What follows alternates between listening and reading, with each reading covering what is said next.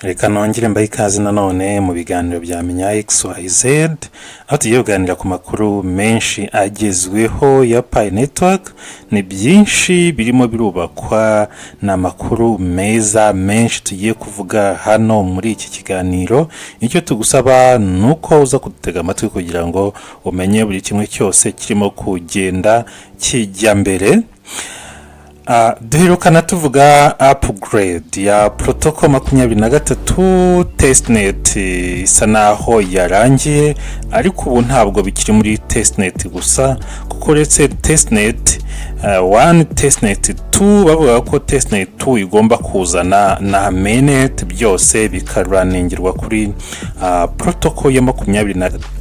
Ariko ubu tuvugana nyuma yuko twe twabonye ko testnet ya mbere yamaze kugera kuri version ya 23, ariko testnet ya kabiri yagombaga kuzana mainnet, byombi yaba testnet kageragezwa kuri Protocol ya 23, ndetse mu itangazo bari bavuze ko testnet ya kabiri igomba kuzazana na mainnet. Ubu niko bimeze, niba turimo kubibona turabona ko already mainnet irimo iraraningira kuri Protocol ya 23. Kikaba rero ari ikintu cyiza, kikaba ari ikimenyetso kidasubirwaho ko mainnet iri tayari. Mainnet ya transaction yose arimo arakorera kuri Protocol ya 23. Ni Protocol ya Stellar Consensus, ni Protocol isobanuye byinshi, ni intambwe ikomeye, kuko iyi Protocol izanye ibintu bitatu by'ingenzi nk'uko twagiye tubigarukaho.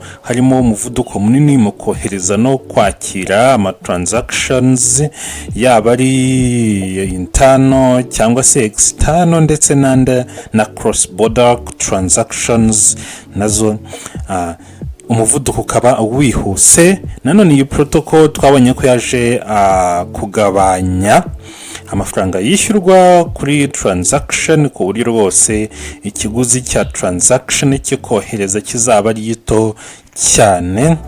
Nanone ubushobozi bwo kwakira ama smart contracts, ubushobozi birumvikana ni mu bintu bigezweho. Smart contracts ni kimwe mu bintu bigiye gutuma Pi Network izamuka mu gihe izi apps mu kubakirwa ecosystem zaba zose zibaye verified, zigatangira gutanga service. Ibi rero bizongera imbaraga mu mishinga birumvikana yose ifite aho ihuriye na Pi Network. Kandi smart contracts nanone zaba zikuraningira kuri ikoranabuhanga rya Protocol 23 rya Stellar Consensus, nanone ku bufatanye n'ikoranabuhanga rya Ethereum ryitwa ERC-36443. Ibi rero ni ibintu byiza byo kwishimira. Ibi bivuze ko rero Pi irimo kwitegura icyo bita scalability, kandi scalability y'ukuri niyo ntego mu by'ukuri, cyangwa iri mu ntego zikomeye za Pi Network. Scalability akaba ari ubushobozi bwo kwakira ibikorwa byinshi icyarimwe, kandi ntihabeho imbogamizi iyo ariyo yose. Iki rero nicyo kintu Pi isa naho izarusha cyangwa irusha indi mishinga myinshi y'ama cryptocurrencies. Iyi akaba ari intambwe rero ikomeye aba pioneer, ndetse n'umuntu wari wese uzi uyu mushinga wa Pi Network agomba kwishimira. Ibi rero ni ibintu byiza cyane, ni ikindi kimenyetso cyongera kwerekana ko Pi Network atari ikintu gisanzwe, ahubwo ari ikintu abantu bose bagomba gufata nk'iterambere, ndetse revolution cyangwa impinduramatwara mu by'imari ndetse n'amafaranga, cyane cyane muri iki kiragano cy'isi y'ikoranabuhanga turimo cya Web 3. Andi makuru rero ya kabiri ni Lbank. Lbank ni imwe mu exchange n'ubundi yacuruza amafaranga y'ama crypto. Lbank yamaze gukora KYC, ihita yinjira ku yandi ma exchange menshi yamaze gukora KYC ya Pi Network. Uretse Lbank yemejwe iza yiyongera kuri Bitget, kuri Pionex, kuri transfer, kuri onrampa, kuri maxc, kuri zipto, kuri onramp.money, kuri bansa, kuri get.io no kuri OKX. Urumva kuba Lbank yaje yongeraho rero ntabwo ari ibintu biraho gusa bitagize icyo bisobanuye, ahubwo bisobanuye kwaguka kwa Pi network, kwakirwa n'ama exchange rero menshi. Nubwo abantu bavuga ngo ntabwo byari ibintu byahatari, ariko iyaba ari intambwe nanone project ibiteye.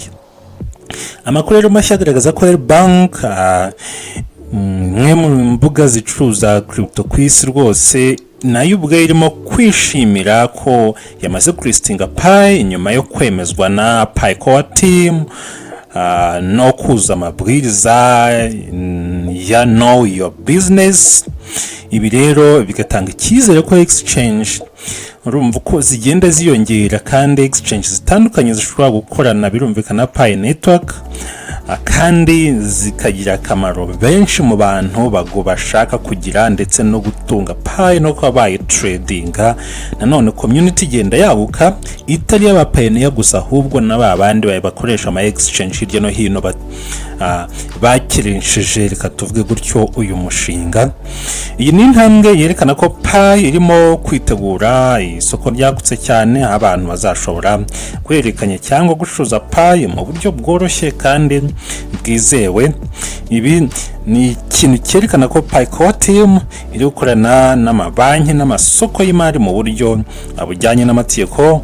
Twabonye ejo bundi ijyana ibiganiro ndetse banakora conference n'ikigo cyo mu Bushinwa, ni platform izobereye cyane mu bintu by'ama KYC mu ikoranabuhanga rya Web3 sign. Rero kongera kuri Lbank ni ibintu byiza, ni iterambere, kongera kwerekana ko Pi irimo kugenda yagura ndetse ibikorwa irushaho no kwegera aba users bashyashya, inasobanura icyo ari cyo n'icyo igamije. Bikaba ari ibintu byiza. Iyi ni marketing nziza, kandi marketing nziza ibyara umusaruro mu minsi ikurikiyeho. Ntabwo umuntu akora marketing ako kanya ngo ibintu byose bihite bikunda, gusaba yimenyekanisha kandi yerekana ko ashoboye. Iyo rero rubanda bamaze kumwizera nibwo atangira gusarura bya bindi amaze iminsi abiba. Rero partnership hagati ya Pi network na Lbank nyuma y'izamuka rya Protocol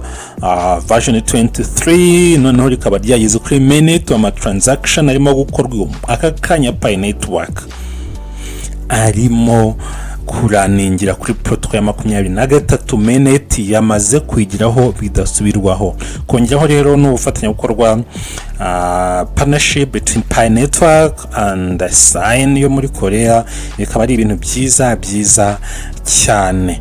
Ariko ibi nanone biratera ikikango cyane ku ba miners, ku ba pioneer muri rusange bakimayininga, kubera ko muri uko kwa 10 Oktoba hateganyijwe igabanuka rya mining ku rwego nyine rwo hasi, cyo bita mining rate, mining drop. Nkuko byatangajwe rero mu ntangiriro y'umwaka ko mining rate ya Pi izagenda igabanuka uko umubare w'aba pioneer bagenda biyongera. Ibi bikaba byarateguye kugira ngo hatagira inflation mu isoko rya Pi.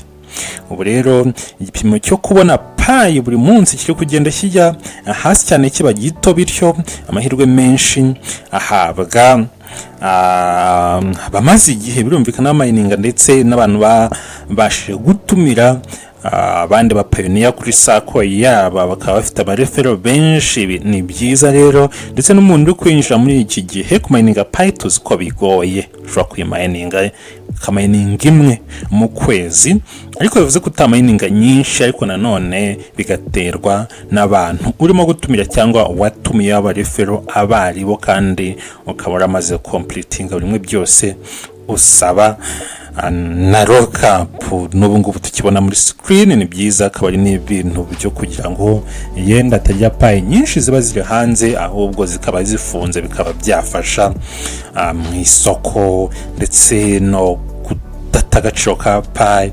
Network.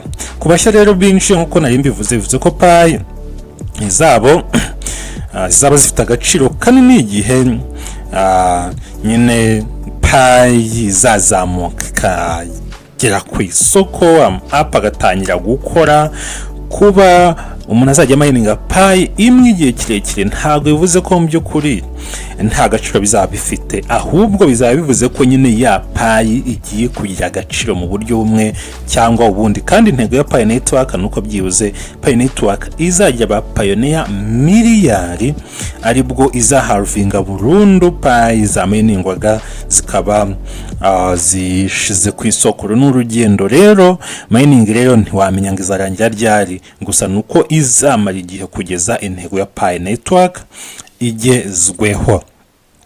Hari ibintu rero byinshi byo kwitega muri uku kwezi kwa 10 birimo iriya nama Pi iberi umusponsor ukomeye. Pi is the gold sponsor mu nama igiye kubera Singapore bita token 2049 token 2049.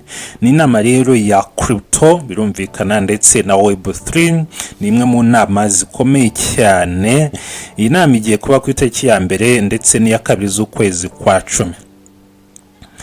uyu kwezi kwa 10 rero uyu mwaka gushobora kuba ukwezi rero kw'ingenzi mu mateka ya Pi Network. hari ibintu bine bikomeye abapioneer bagomba kwitega ndetse no gutegereza. icya mbere abantu bategereje no kubona iyi version 23 ya protocol yamaze kujya kuri mainnet, n'ibikorwa bya mainnet nabyo bishyirwa hagaragara bya nyabyo. ikindi n'ukwiyongera ku bufatanye hagati ya Pi birumvikana n'ama platform y'ama exchange harimo Lbank ndetse n'imikorere yabyo n'uburyo bishobora gufungura amarembo kugera ku masoko yandi arenza aya. ikindi gukomeza imishinga y'amadaps. abapioneer birumvikana twiteze kubona amaprogaramu mashyashya muri ukwezi kwa 10. kubibutse ko ku itariki 30 z'ukwezi kwa 9 ari nabwo .pi domain auctions izarangira.